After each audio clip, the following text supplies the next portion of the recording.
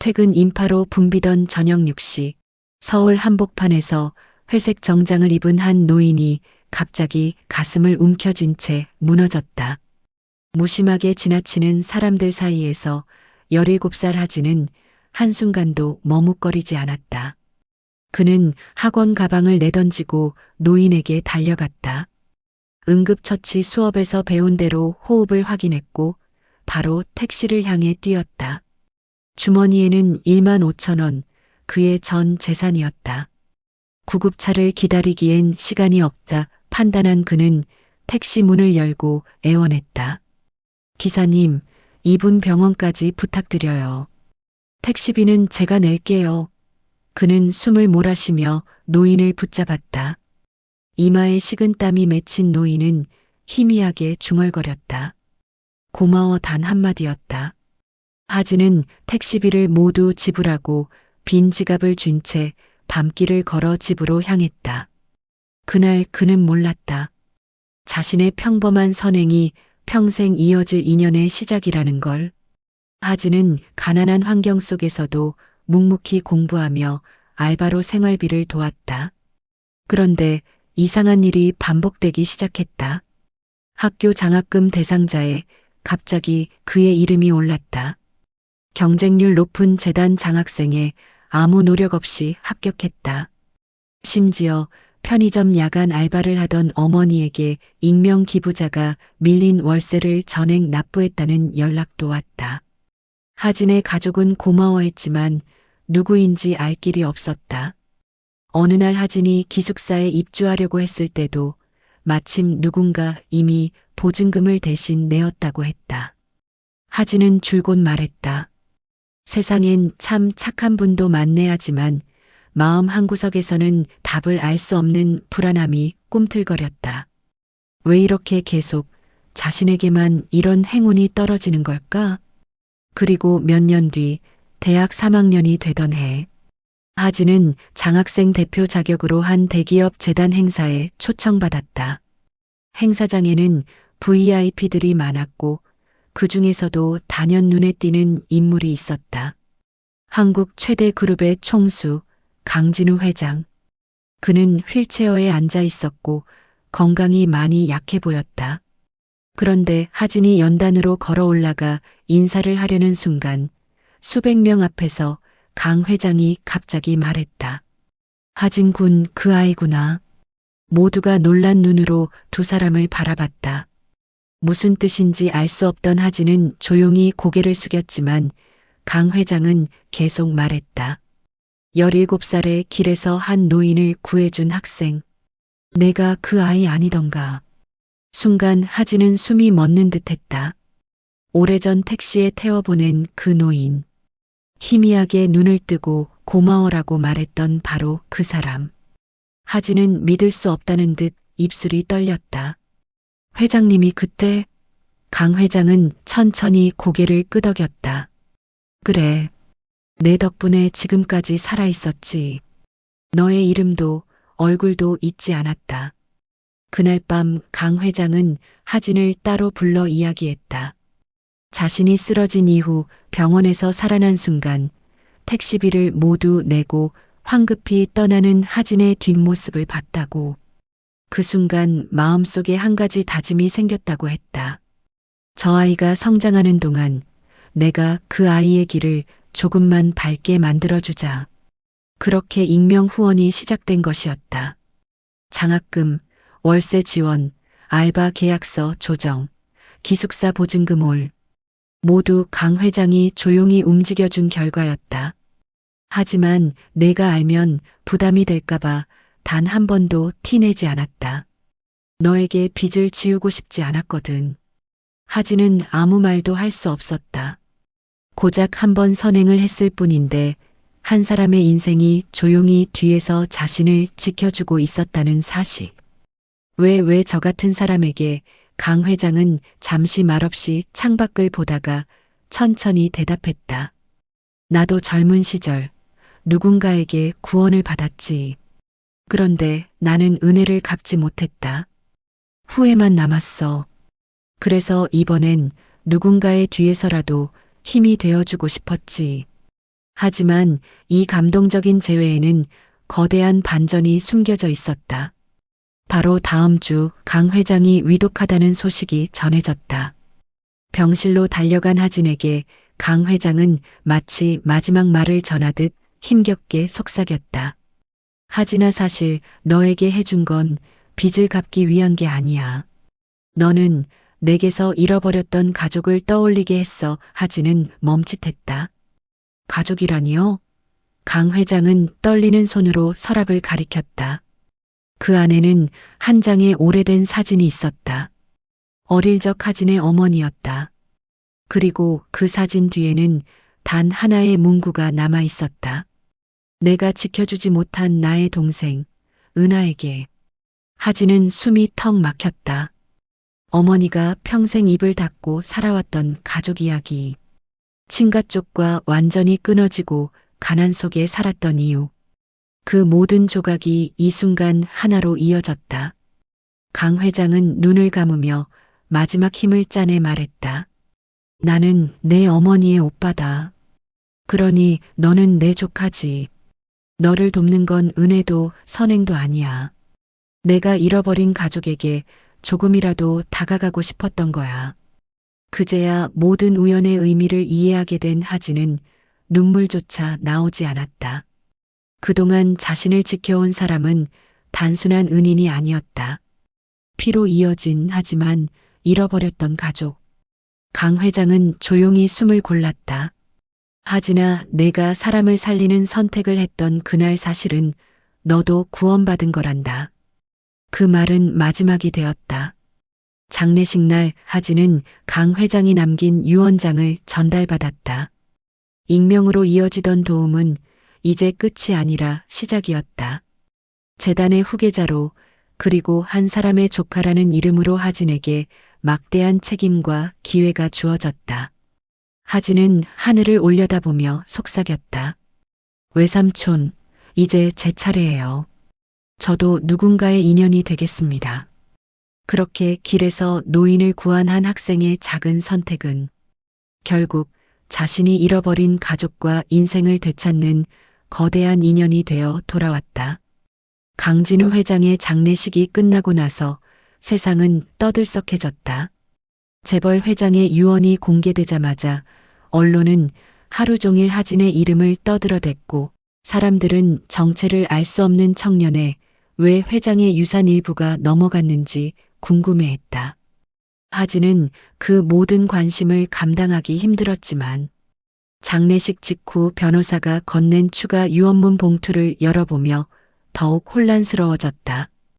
편지에는 자신이 강 회장의 잃어버린 동생 은하의 아들이며 한성그룹 후계 구도에 얽혀 있다는 사실, 그리고 무엇보다 죽었다고 들었던 아버지가 살아있다는 내용까지 적혀 있었다. USB 속 영상에는 어릴 적 자신을 멀리서 지켜보던 한 남자의 모습이 반복해서 등장했고, 얼굴은 흐릿했지만 실루엣만으로도 자신과 닮아 있는 것이 분명해하지는 숨을 삼켰다. 바로 그 순간 휴대폰이 울렸고 발신자 없이 도착한 문자는 단 한 줄이었다. 하진, 드디어 준비가 됐구나. 만나자. 하진은 더 이상 도망칠 수 없다는 걸 직감했다. 성인이 된 지금 자신이 어떤 위치에 서 있는지 확인해야 한다는 생각이 마음 깊숙이 자리 잡았다. 그는 문자에 적힌 장소인 서울 외곽의 폐역으로 향했고, 어둠 속에서 등을 돌린 한 남자가 천천히 몸을 돌리며 모습을 드러냈다.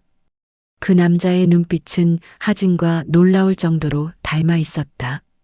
하진 많이 컸구나. 그의 목소리는 낮고 묵직했고, 하진은 떨리는 목소리로 당신이 제 아버지입니까? 라고 물었다. 남자는 고개를 끄덕이며 그래. 하지만 오늘은 그 얘기를 하러 온 게 아니다. 너에게 보여줄 것이 있다고 말했다. 그는 서류 가방에서 두꺼운 파일을 꺼냈고, 표지에는 한성그룹 비공개 후계 구조문서라는 문구가 적혀 있었다.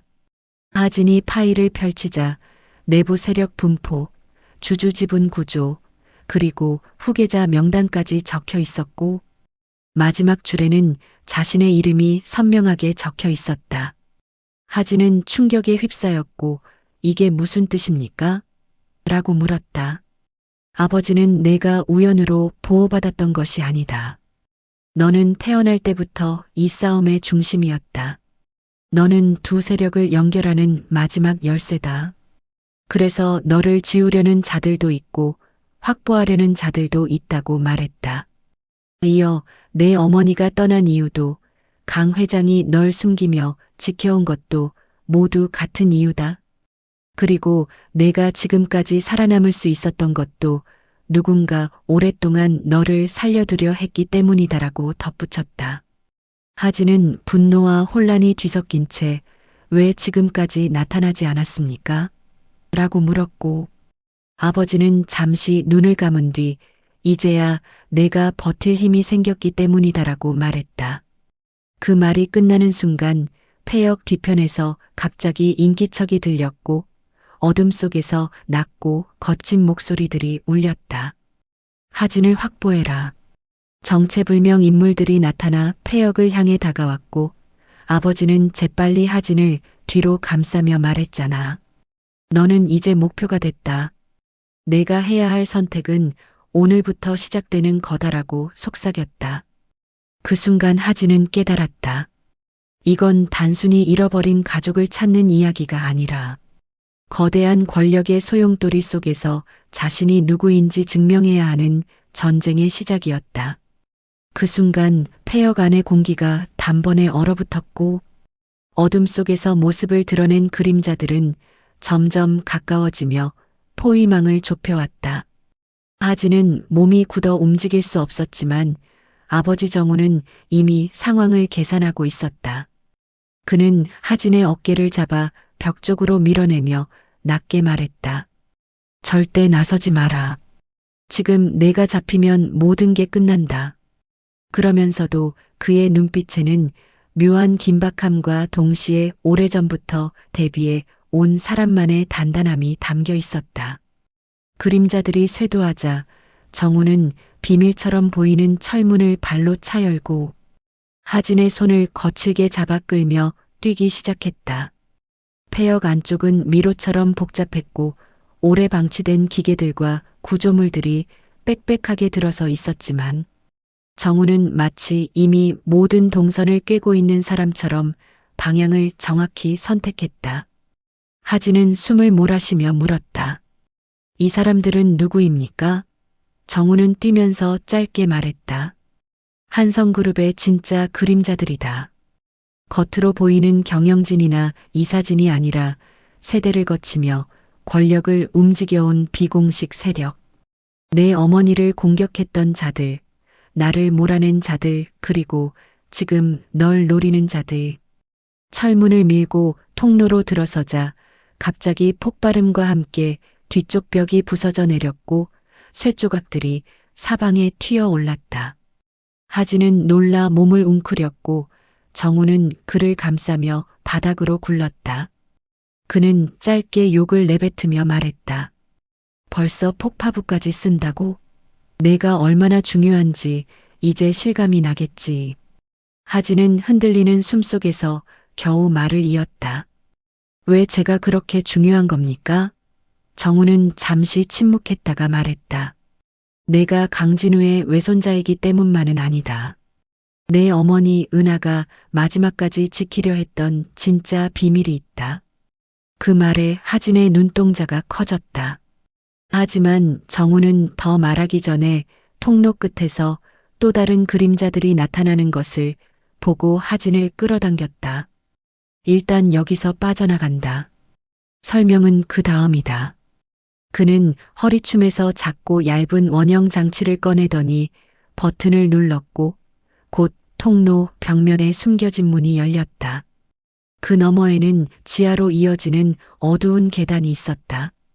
두 사람은 계단을 내려가며 숨을 고르지 못한 채 계속 달렸고 뒤에서는 추격자들의 발소리가 점점 가까워지고 있었다. 하진은 흔들리는 목소리로 말했다. 강 회장님은 왜 마지막에 저에게 조심하라고 했죠? 아버지를 경계하라고? 정우의 발걸음이 잠시 멈칫했으나 그는 곧 다시 뛰기 시작했다. 그건 그 사람의 오해다. 혹은 반쪽짜리 진실. 진짜 위험이 누구인지 너는 직접 봐야 한다. 계단 끝에 도달하자 오래된 지하철 터널 같은 공간이 나타났다. 정우는 깊은 숨을 들이쉬며 말했다. 여기서부터는 너 혼자 뛰어야 한다. 나는 놈들을 묶어둘 테니 너는 저 앞에 문으로 가서 박태준을 찾아라. 그는 강 회장이 믿은 마지막 사람이며 너에게 전달해야 할 것이 있다. 하진은 믿기 힘든 표정으로 정우를 바라봤다. 저를 두고 혼자 하지만 정우는 단호하게 말했다. 지금 널 세상에서 가장 지우고 싶어 하는 사람들은 내가 나와 함께 있다는 사실 자체를 싫어한다. 그러니 널 살릴 수 있는 건 내가 아니라 내가 선택한 길이다. 그렇게 말하곤 하진의 등을 밀어 앞으로 보내며 마지막으로 한마디를 더했다. 그리고 내 어머니가 남긴 진짜 비밀은 박태준에게 있다. 그 말이 끝나기도 전에 추격자들이 터널로 쏟아져 들어왔고 정우는 몸을 돌려 그들과 맞섰다. 하진은 뒤돌아볼 수 없었다. 달려야 했다. 정우의 목소리가 쫓아왔다. 하진, 넌 이 판의 중심이다. 내가 살아야 모든 진실이 드러난다.